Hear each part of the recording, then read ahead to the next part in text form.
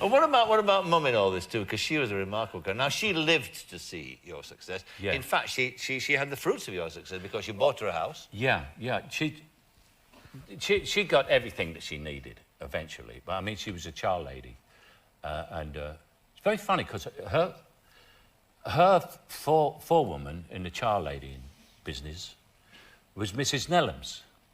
Oh. You see, and Mrs. Nellams, and my mother's name was Mrs. Micklewhite. And they're both talking to each other, and we were both famous, but our mothers wouldn't give up the jobs, you know? And I was begging my mother to give up child lady because, you know, I was already a millionaire. My mother's cleaning floors. I'm saying, for Christ's sake, give it up. She said, I'll have nowhere to go in the morning.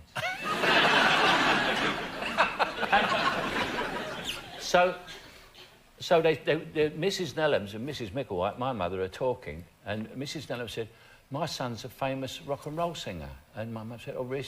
My mum said, my son's a famous actor. And Mrs. Nellams said, what's his name? She said, Maurice Micklewhite. So I never heard of him.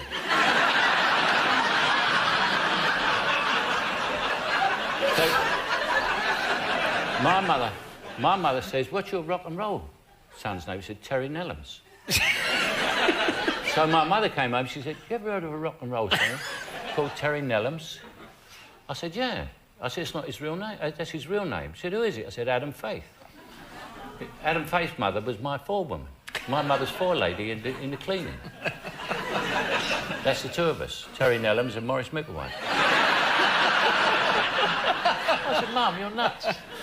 But she was very funny. I'll tell you funny, when in the 60s, she said, what's all this about miniskirts and all this? She said, what's going on? I said, have you seen a miniskirt? She said, no, what's it?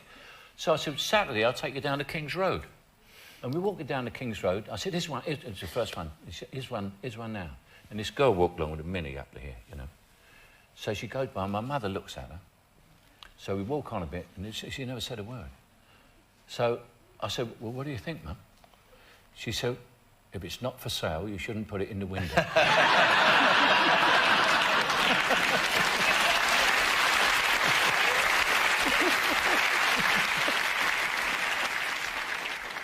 The other extraordinary, I said in my...